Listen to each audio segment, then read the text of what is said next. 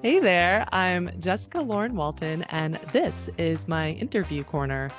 If there's a cool story in the security field or just something that I think is going to be helpful for my fellow professionals, then I want to talk about it.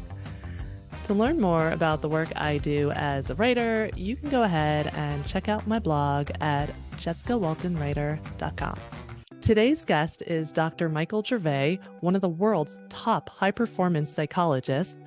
His passion is optimal human performance and honing the skills that help people face challenges and reveal their true potential. He has worked with NFL players and Olympic athletes, as well as artists, musicians, and CEOs.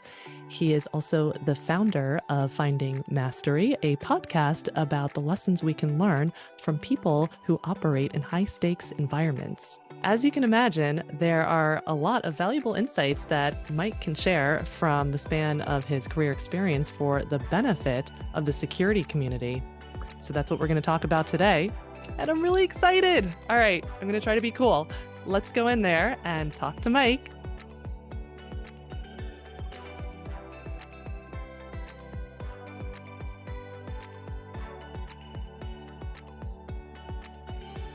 Hello, Mike. Thank you for joining me today. I'm a big fan of your podcast, Finding Mastery, and it's become part of my regular morning gym routine. And a few months ago, I was listening to one of your episodes, and I thought to myself, wow, he has so many interesting insights that he could be taking from the sports world and high performance psychology and applying it to the security field. And I know that you've interviewed members of the security field, Navy SEALs, for example, but I figured it wouldn't hurt to just send you a message. Hello. And so here we are. Thank you. No, it's an honor. And thank you for this kind compliment. And I'm excited to be here with you today. Awesome. All right. So let's just jump in. Similar to athletes, security professionals are expected to operate with consistent excellence. Self-destructive perfectionism, however, has become an increasing problem in the security field, especially among the younger generation. Do you believe there is a fine line between performing with excellence and perfectionism? And where do you draw that line? It's a great question. Perfectionism actually can facilitate great performance. It can facilitate growth in a rapid way. However, it's not sustainable. It's not healthy. It's not something you want to build your house on. And so one of the things that I see, let's say with Olympians or professional athletes, is that they got really good with this model of like, that's not good enough, I need to be better. That's not good enough, I need to be better. And what they're searching for in that model is perfection. And that perfection is something that is unattainable. It's stimulating. It keeps them going. And in some kind of way, it's fueling an internal need that they're not okay just by being, that they need some level of external validation or demonstration of their proficiencies / excellence to be recognized or to be okay. So perfectionism, I'll be very simple in my analysis here. Perfectionism can help people get good, but it will never create freedom. It will never create joy and happiness. It will not create sustainable excellence. And so at some point, what got you here isn't going to get you there. And let's just go back to the Olympics for one more story or one more analogy. Sure. Is that let's imagine, and this is a true story, somebody that had 2 Olympic gold medalists over 2 games, so best in the world for 8 years, and then comes in and says, okay, here's what I want to do is I want to do it differently.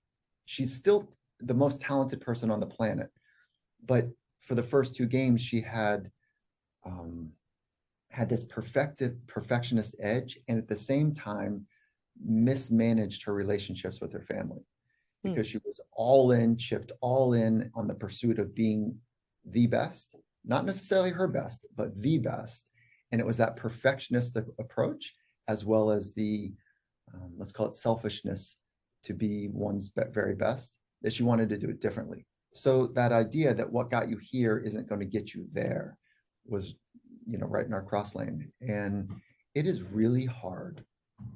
It's really hard to let go of the methodology or the philosophy or the mechanical way of thinking that got you really good. It's really hard to let go of that. So you're saying it might work in the short term, That's but right. very short term, and then you kind of have to transition to a different mindset in the long term, because what you're saying is it's not sustainable. Exactly. And for young folks or anyone, in your community that is maybe struggling with or knows the limitations of perfectionists, like, it's time.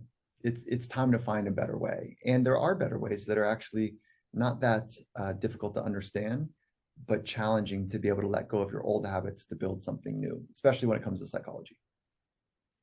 So where do you draw the line? Like, how do you know that you're, let's say, always, working towards that excellence, but that you're not crossing over that line where you're diving into that self-destructive perfectionism? And I'm actually, my interns were asking me about this, but I'm also interested because I really struggled with this issue in graduate school. Did you? Yeah. Yeah. We know the line.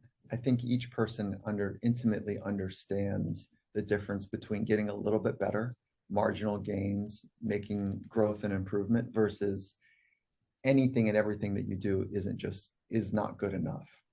And so I think the feeling Right.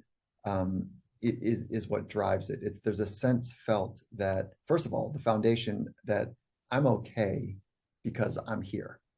I don't need, and I suffered from this for a long time in my own life, is that, and I'll explain this in a very quick way, is that I needed to be good, to be seen by my parents. And so, and they're kind, loving people. But early on, they reinforced like this extra attention when I did something special. And so then I fell into that almost drug, that it feels really good when, you get that external feedback that, oh, you're special. And so I fell into that slipstream early, and then it got away from me. However, it helped me triple down on reading more research than anybody else, on experimenting in ways that other people weren't willing to experiment inside of the craft. I'm not talking about drugs or anything. I'm talking about inside the craft. And the fine line comes in a blunt way, which is I wasn't okay, period, without excellence. So that's not even fine. That's a very blunt thing. But the fine line is more sensitive in that you just kind of know when you celebrate marginal gains, that's when you know you're probably not on that perfectionist path. When you get a marginal gain, but you're just not, it's still not good enough. And it's like, that's probably the perfectionist thing. And you go to bed at the end of the day feeling empty, a little hollow, agitated, a bit anxious. And I think those are the core words to pay attention to. You know what? It's interesting. Thank you for sharing your personal story, because I kind of came to similar conclusions that, one, I think if you're not celebrating the small gains and patting yourself on the back for a job well done, you just keep going, going, going. Yeah, that's a problem. You're probably going to burn out. Most people do. And the second thing is, like, when you go to bed at the end of the day, are you still thinking about everything you did wrong that you could have done better? Or are you saying, hey, it wasn't perfect, but I did a pretty good job today and that's enough? And I think that's, like you were saying, that's kind of where you can draw the line. We had Moby on the podcast, on the Finding Mastery podcast. And, Moby's one of the world rhythm changing artists whose music is exceptional. And so he has this insight that he wrestled with. And it's really about not being good enough, but finding that quote unquote drug early on, where when he realized that he was getting all this public attention for being good at a young age. Yeah. It too got away from him. And so that, I think that this is not an uncommon experience, is to really love when you get some external validation. However, it's orthogonal. It's something that pulls us away from this idea of like, okay, what am I really trying to solve and do? Because if I'm trying to solve what other people want from me, it's a really tough way to go through life. And it's something that, I don't know if you've had that experience, but it's something that I've struggled with for a long time. Yeah, it's right. If you're constantly looking for validation, you're not going to be able to change your own mindset. So there's definitely an internal component to that. Oh man, I could ask you a million more questions just about that topic, but I want to get to the next question too. So for sure. Yeah. So coming down from a high adrenaline environment can feel like depression for some people. And this has become an issue that has specifically affected soldiers in the combat zone when they spend extended periods of time in a high intensity environment, and then they have to come home to a more mundane civilian life, right? Like that coming down from a high point to baseline can feel like depression. So we know, for example, that when stress hormones flood the system for an extended period of time, it can lead to metabolic changes that increase the risk for low testosterone. And some soldiers have actually received testosterone therapy as a result. So I'm guessing that athletes experience a similar vulnerability because they might be coming down from an intense training or a competition. And so do you have tips for managing this transition, coming down from a high point to a lower point? How do you manage that transition to avoid negative mental health outcomes? Okay, so there's two transitions that maybe we can Mhm. talk about and highlight. One Yeah, is sure. the immediate transition from a high intense moment. And then the second is the transition out of a high intense lifestyle. So Mm. let's talk about the first one, because that's like, if you think about it, the second one is like a big rock in the container. And this first one is like a thin slice approach. So each time we go into an arena and then I call that like the rapids of life. So each time we're in a high rapid environment, we need to know how to find high ground to dry off from the rapids. And that both is in sport, it's in civilian life, as well as, for operators that are purposely designing their life to be in some of the most consequential environments, and some that are not actually in that environment, but the intensity and the pressure is real. And it's like there's an aliveness that is wonderful. And if we don't have mechanisms to find high ground to get out of the rapids, we run into that adrenal fatigue and burnout, which leads to agitation, depression, anxiety, fill in the blanks. Okay, so how do we do it? There's the thin slice approach, and I'll be very concrete, is one of the practices that we would do for some, not all, football players, American football players, is that so they have a highly engaged, testosterone required, alpha male, combative type. We don't like to use, I personally don't like to use the word warrior, combat, any of that stuff. Mm. We reserve that, or I reserve that language for people that are actually engaged in those environments. Okay, Athletes, interesting. yeah, Yes. athletes are not. And it's human-made rules. People very rarely die in traditional stick and ball sports. There are real injuries, but there's the risk is marginal in many of the sports. Sure. So anyways, but in football, it's rugged. I wouldn't call it a hostile environment, but it's rugged. And the concrete way that we do thin slicing of recovery is we invest well above the moments that they're going to go into the rapids of the environment in psychological skills and behavioral practices to downregulate. That's one. And I can give you concrete examples. The second thing is, right after a game, we suggest that many of them don't ride home with their family members or their loved ones, or like they Interesting. need some quiet time to downregulate, to deploy those practices Hmm. on their own. And so again, that's getting into high ground, if you will, and drying off from the rapids of the event. And then if we go in reverse order for just a minute, these will not be new to you, but breathing strategies, self-talk strategies, some sort of, behavioral techniques to be able to just shed some of the stress the acute stress that comes from that high engagement moment. And so that, we don't leave it to them to sort it out. We front reload a bunch of trainings, and then we help them strategize on how to downregulate right after the event.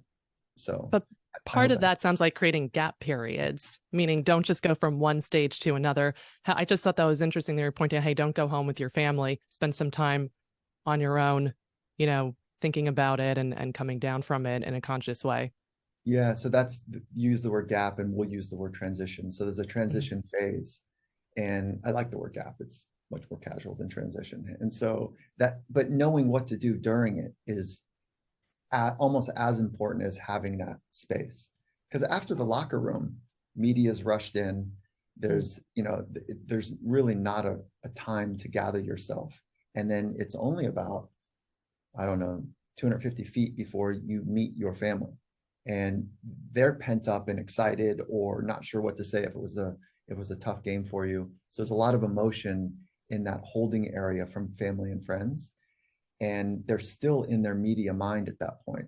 So we create the air cover to say, hey, sometimes it's the best practice to not drive home with your family, because there is pressure to the athlete to want to drive home with friends and family. And for some people, they love it. They love being around their family because their family gets it, and they don't push buttons, and they're not silly about the questions they ask. And, you know, they don't talk about the game, or they just understand the rules of engagement. But some families are not sophisticated, and they're dramatic, and they pile on, and they complain. And, you know, so we just try to create as best air cover as we possibly can, so they have a moment to downregulate. I'm kind of wondering, do you have to adjust this policy? Sorry, I'm using my vocabulary as a security professional, but you have your psychology vocabulary. Do you have to adjust this policy for introverts versus extroverts? Yeah, that's really good. That's a Yeah. nice. Yeah, so extroverts, as just to clarify for you, make sure we're on the same page with what we're talking about. Sure, sure. That it's a way to gather information. I'm sorry, gather energy. So introverts Right. gather energy by listening and thinking and feeling and writing, and they tend to be more intimate engagements. Mhm. And extroverts gather energy from being around other people, right? And so that's where, if there's a cartoon character for an extrovert, it would be big hands and big lips, because they're always talking. And they like, you know, they're using their hands because there's a social engagement there. And so that's why I said it's not for everybody. So extroverts might like the come down by talking about it, but the other parties have to know how to play well. And so introversion, extroversion is a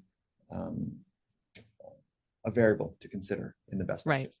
Right. Yep. Right. And I'm sure there are other variables as well. So on another transition topic, so you recently conducted an interview with Olympic skater Apollo Ono titled "How to Navigate Life Transitions: Pivoting with Purpose." I like that title. So that episode had so many inspiring lessons, including the importance of finding identity and purpose outside your career path.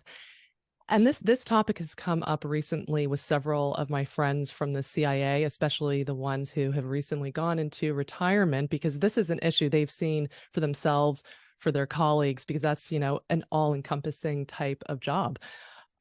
So after speaking to athletes like Apollo Ono and others on this topic, so what are the key insights you've taken from the sports world that can be applied to the security community when it comes to managing this transition smoothly? Ooh, you know, let's stay with the insights from Apollo for a minute. So Apollo, Mm-hmm. just for clarity, is one of the most winningest winner Olympians of all time. So he understands winning at the highest level. And something that he shared, and I'm going to mix this with an NBA bit of research. Mm-hmm. And so there's some research early in the, no, maybe it was like 15 years ago in the NBA, where my supervisor at the time was conducting this research, which was rookies coming in. We split them up into two groups. Those that we asked everybody to think about what they wanted to do later in their career. And then we asked those that were interested in pursuing some of those internships in their off seasons and just learning a little bit more about it, and others that were not interested. And when you double click the difference between those two, some of those athletes that were saying, no, I'm not interested, because their psychological model was, are you kidding me? I'm in the show. I've dreamed my whole life for this. This is what I'm doing. I've chipped all in. I'm here, and I can't think about later. I'm not going to do that. Why would I do that? Right. That will fuel some intensity for the specialness of this small window that many elite athletes operate in. However, we found that those that shared their interest and wanted to do something to learn more about it, like say they always wanted to be a pilot, in the off season we'd, you know, hook them up with a pilot, and they'd sit shotgun, or, you know, maybe they take a course on it. No big investment, but they were just working towards ruling out or thinking more deeply about what they're going to do later. That Post-career, that first group reported playing more freely during their time. They played with less anxiety because they knew they had like this second thing that was kind of lined up. They had a better sense of what was going to be interesting or compelling later. And part of that clarity comes from ruling out, no, I thought I wanted to be a pilot, but man, I'm never going to fit in that cockpit. That was a silly idea. So ruling out ideas gives greater clarity as well. And so they played more freely. And so to answer your question, and back to Apollo, is that Apollo and this subgroup of athletes had clarity, some clarity, that later, the second half, the second act of their life is they want to do something special with it as well. And so to do that, they need to plan. And they're able to manage the intensity of their first environment and the thoughtfulness in the right way of their second environment or their second career. And I think it's best practice to think about what you're going to do next. So much so that Felix Baumgartner, this was a project I worked on where it was the Red Bull Stratos project. And just to ground your community, Felix jumped from 130,000 feet. And it was a hot air balloon capsule that we built, that the team built. And there were some of the brightest aerospace engineers, and like the capabilities were incredible. And he went up 20 some miles, 128,000 feet technically. Jeez. And the greatest minds in aerospace were not sure if when he jumped, because there's a good chance he was going to travel the speed of sound, that if he went through a transonic experience, if his arms and legs would stay intact. So the stakes were incredibly hostile. It was very dangerous. He had to have full command of body, craft, and mind to do this well. And so it was an all-in type of project. Right. What year was this, by the way, in case I missed that? Oh, yeah. So it was 2000, I think it was 2012 is when Okay, cool. So fairly recent. Yeah. Yeah, it was about 10 years ago. That being said, is that one of the practices, if you look up Red Bull Stratos, it almost crashed. I have to now. I know. Yeah. I've never heard of him, but this is like pretty wild. My brother's a skydiver, by the way, so he would have totally said yes to this. Oh, and he would have, he would know the project 100%. So anyways, the story is that this was an 8-year project. I was involved in it for about 4 years, and the last 4 years. And about 3 years into the project, we started to become very clear about what's next.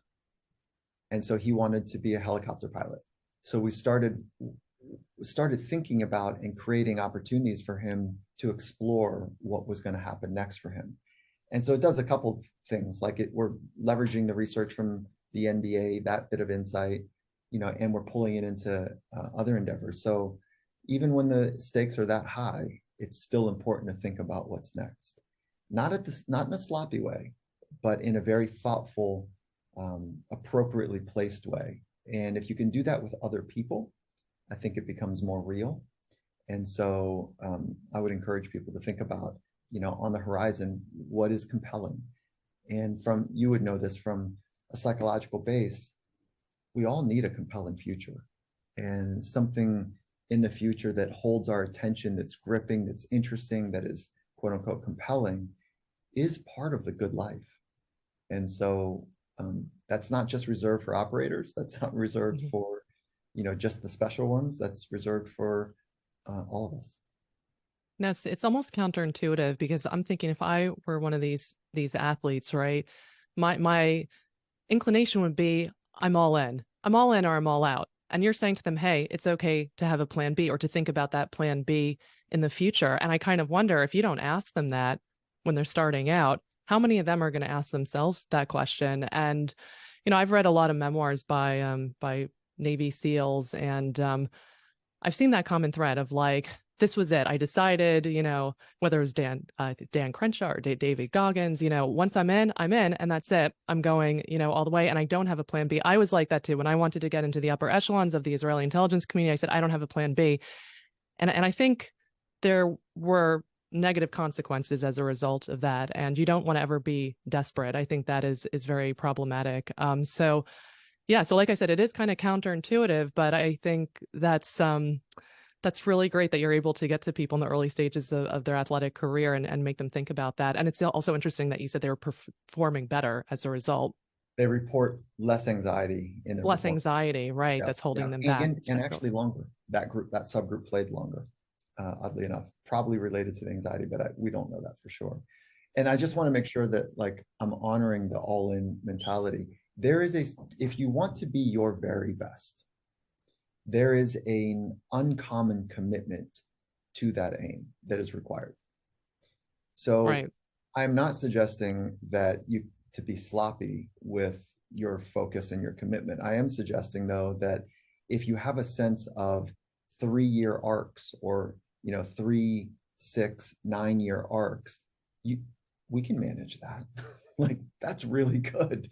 And so best practice in business, and I would say best practice in individual growth as well, is to be thinking to go if you want to be your very best. And that's not for everybody. And that's okay. That like there's a reason only the 1% or the 1%. Right. It's an uncommon commitment. Not everyone is compelled to that. Yeah. Yeah, and that's okay. That's cool. And I also think that there's not just one way to do it, meaning you got to burn the bridges and burn boats. That would actually not be good for me. I need, the way that I've organized my life is a colleague slash mentor of mine shared it this way, is that Mike, you have that uncommon commitment, but you ride 3 or 4 horses at the same time. And you know that one of them is a Mustang. And it's like, it's going to go and it's going to take off, and you're keeping your pulse on it.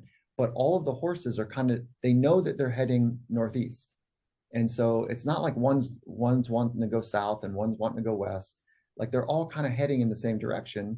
So as you're touching on them, one's going to take off, and like you keep those 3 or 4 horses together, and one of them, is going to be the lead.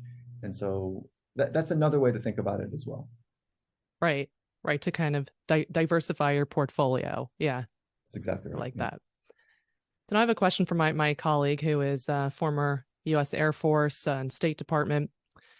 In the security community, we compartmentalize a lot of things in our minds, large amounts of data, emotions, relationships, even trauma. So it's one thing when you're deployed to a war zone and you come back to your civilian life, and at least you have a physical separation, right? Even if you're struggling, psychologically. But what happens when you're going to war every day in a suit and tie? Meaning, if you work in the defense industry like we do, you might physically be in an office building, but you are seeing images of war every day. And depending on your role, you might be making life and death decisions. So my colleague would like to know, is there such a thing as good mental compartmentalization? And if so, how can someone manage this effectively in a high stress or high performance environment? Okay. I love this. So let's go back 15 years ago to elite sport. And then I'm going to bring it right into the question that you're asking right now. Okay. Because there is a better way than compartmentalizing. Compartmentalizing is not in and of itself problematic. There is a better way. So 15 years ago in elite sport, psychology, when you ask a coach or an athlete, how important is psychology at this level? You know what 90% of them say? Oh yeah, it's important. Like that's a separator here. Everybody can jump, 40 plus inches, like everyone's got a 440 time that is outright, like everybody's powerful, big, strong, whatever. Okay. So the separator is the mental part of the game. So about 15 years ago, they started to deploy psychological practices, but those psychological practices were at the end of the hallway in a poorly lit room with a comfortable couch, kind of off the beaten path with a bit of a stigma if you were walking down the hallway to go to that office or from that office. Okay, because we didn't know how to do it properly. Now, if you fast forward now, best practice is that psychological services and psychological, let's just call it services, are woven into the fabric of the culture, and it's happening on the bus, it's happening on the playing field, it's happening on the sidelines, it's happening at the lunch table. It is part of the coaching experience. And yes, there are times when we want to have sanctuaries where we go deep, but psychology is part of the fabric of the organization. That's best practice. Okay, so how does that square up with your question? Is that there's only three things that we can train as humans. We can train our craft, our technical capabilities. We can train our body, the carriage, that is our physical form, and we can train our mind. And if you're not formally training your mind, it becomes a very difficult environment to become your very best, especially in complicated, emotionally charged, consequential environments. So if your colleague and or your colleagues are not formally investing in training their mind, they're just putting it together with tape and glue, and they're grinding it out, and they're carrying more water than they need to. There is a better way. So I say that because if your colleague or colleagues are not formally investing in the quality of their internal life, it's just a much tougher go. You hit a nerve there. This is the topic that we talk about. We do physical training, we do a lot of technical training, the psychological training, especially with the police forces, by the way. They're just waking up to this issue. So that's like you really, hit a nerve there. We on the front line with psychological services need to do a better job of making it pedestrian and not something that is held so sacred that it can only be done in a therapeutic room. It becomes, there's a stigma to it also. It becomes something that's separate. It's separate and it's different and it's invisible and it's a little mystical and nobody wants to talk about what happens in that room. Like that's all problematic. I'm not saying that there is not a place to have deep, rich, meaningful conversations. There is, but we need to bring it to the forefront in a way that is pedestrian, it's available, it's public. And one of the ways to do that is we need to keep supporting the strong men and women and people that are performing at a high level, and they're using psychological best practices. So they create air cover. The cool kids make air cover for everyone else. And so whether that's a coach, a leader, or an operator that's exceptional, we need them to talk about a little bit more. So we need to make it cool to talk about. And then, so let me just concretely answer the question about compartmentalizing. It's okay. It's an okay strategy. But it's a better strategy? Knowing how to work with emotions in a very fluid way and knowing how to embrace the emotion, feel the emotion, shed the emotion. And to do that in a rapid cycle where a person doesn't feel like they just have to hold it all in and then not fall into 1,000 pieces. And so that's like no different than I'm going to grind for 50 weeks without vacation and then think a 2-week vacation at the end of the year is going to recover me. Like that is old thinking as well. So there's a more fluid way to approach it. And if I would like to double click on this if you have other specific questions about it, because this is really a rich conversation. Yeah, no, I like, first of all, sometimes I ask questions and somebody will correct me and say, I don't really agree with the basis of your question. and I love that. So you're saying, yeah, I can talk about compartmentalization, but there is a better way. I think the fear in the security community, and of course there are differing levels of intensity, right? But the fear is that if you are, when you are like in the heat of battle, right?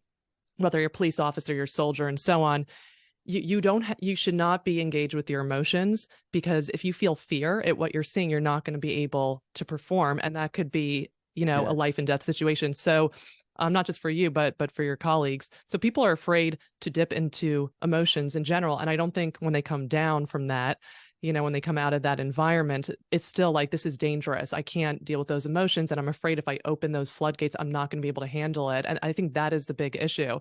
So we could talk more about compartmentalization. My colleague also wanted to know, how do you know if you're doing it right versus wrong? How do you know if it's healthy or not? But if you think there's a better way or a hybrid version of that, then yeah, dig into it. Yeah. So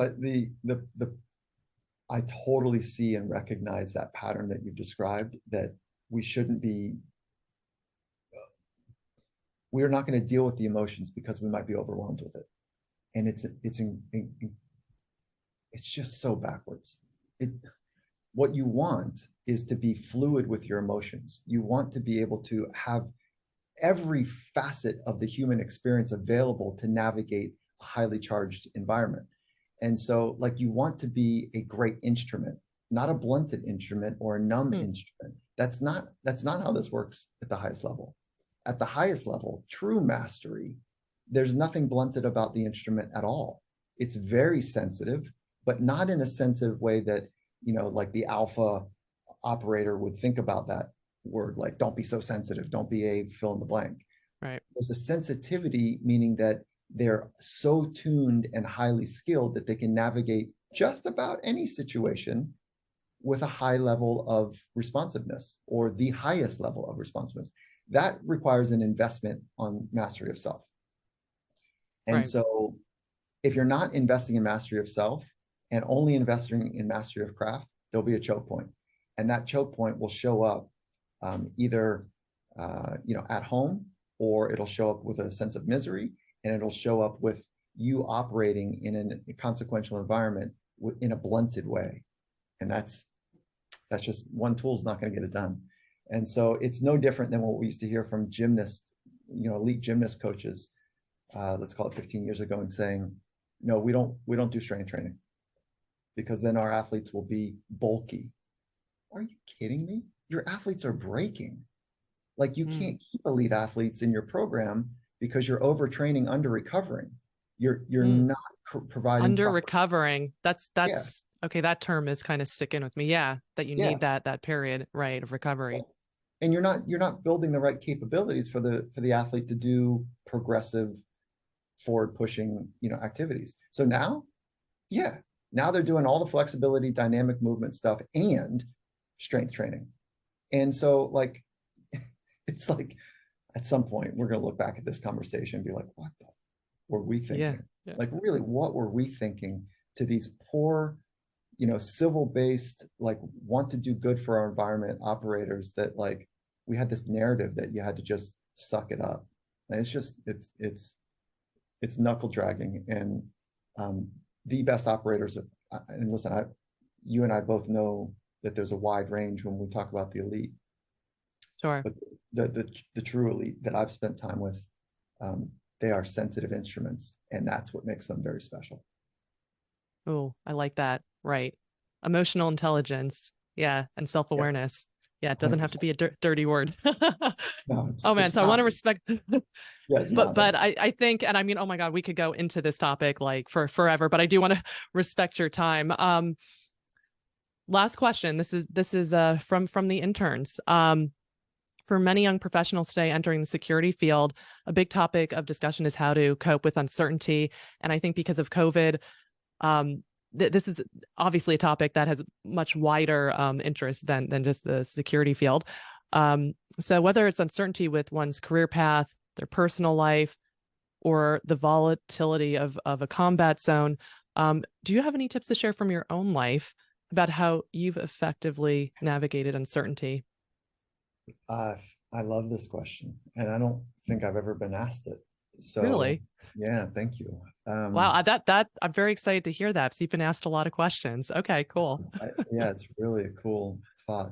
So when the pandemic hit and there was a collapsing of 2 or 3 global scenarios that were very difficult to work with, I made a mistake. And the mistake I made was we're in unprecedented times. And I think that the mistake I made is I wanted to honor that it was a difficult time with all of the quote unquote uncertainty. But I abandoned one of my first principles. And that first principle is that every moment is brand new.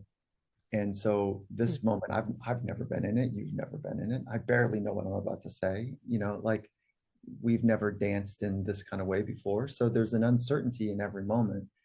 And so my work and the work I work with some of the best in the world, operators in your world and otherwise, is like, no, we need to understand how to embrace uncertainty at a very high level.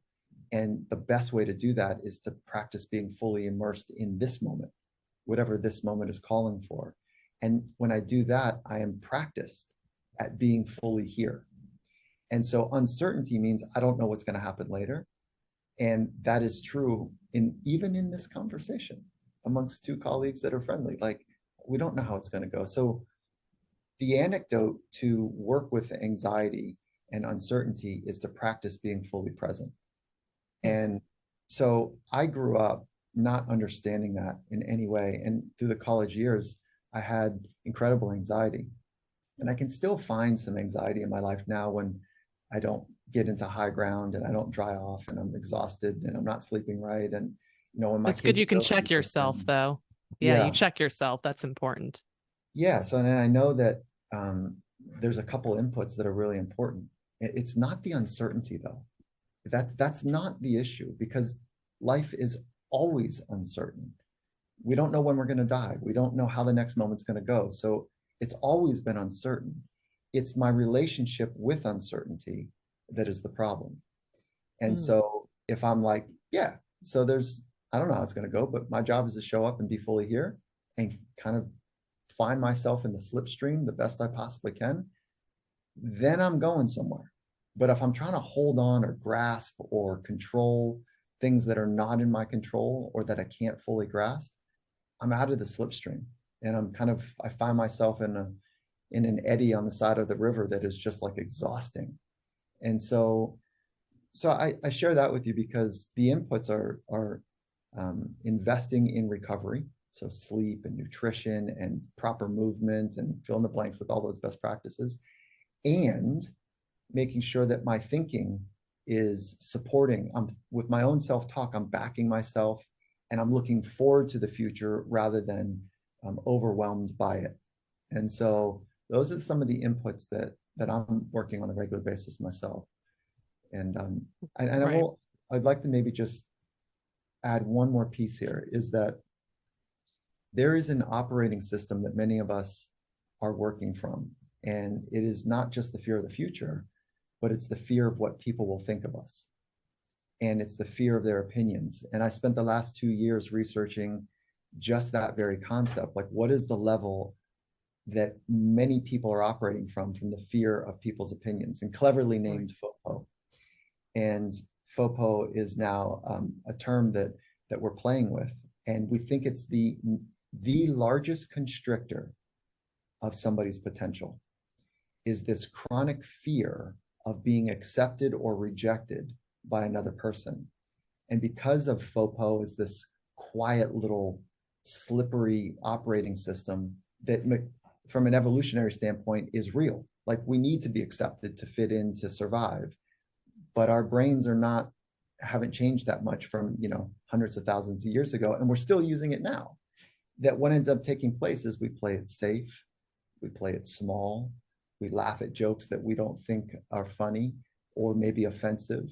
We conform to fit in. We maybe even do something more dramatic, that we contort and abandon some of our values just to be liked. And it's this excessive worry about being accepted or not rejected to others that keeps us, like in a very average way of living. So it's what I've spent the last 2 years researching, and I'm so excited because in November I'm launching a book called Ooh. The First Rule of Mastery, and it is about FOPO. Interesting. Yeah, I've never heard that term before, so now I'm going to have to look it up. But you've said something to that effect in, I can't even remember which YouTube video, but it actually helped me a lot with public speaking. I've struggled a lot, as many people have, with the phobia of public speaking, and it's like at a certain point you have to stop giving a damn what other people think. And I Right. love that. Yeah, Right. I just Yeah. have to say, closing up shop, I see this common thread with all your responses to my questions today, which there's a middle ground, there's a balancing act, there's a more integrated approach. And and I like that, because we're talking about two extreme fields, right? With, high level sports, the security field, and these fields tend to attract very intense people, myself included. And so I think it's like, if I was going to sum up your all your recommendations into one, is like, you have to be really thoughtful. You have to live in the moment, but you also have to be thinking, and when I say live in the moment, I mean also planning, strategically for the future. But being, having that mindfulness and finding that balance and knowing yourself, like knowing when you need a break, when you need that gap or that transition period. And that can be kind of counterintuitive, I think, for a lot of people who go into these, high intensity professions. But I think that is going to make the difference between, who is happy and thriving in the long term and who winds up burning out. There is a unique intersection between high performance and well-being. And again, I'm going to use that 15-year mark because a lot of things changed about 15 years ago, is that we used to believe that to be at one of the best or your best, you had to sacrifice well-being. And the statement was that true high performance begins where wellness ends. That is no longer the case. We have better science, we're better informed, we've got better experimentation on how to balance high performance and well-being. You can have both. And I don't know a way through it if you don't invest on your internal world, if you don't look within and understand how you work.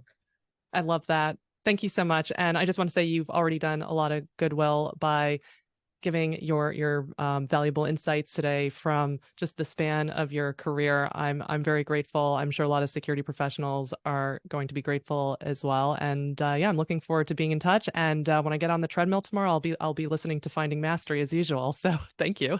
I'm humbled and I have the highest regard for your community, and thank you for the compliment. It means a lot.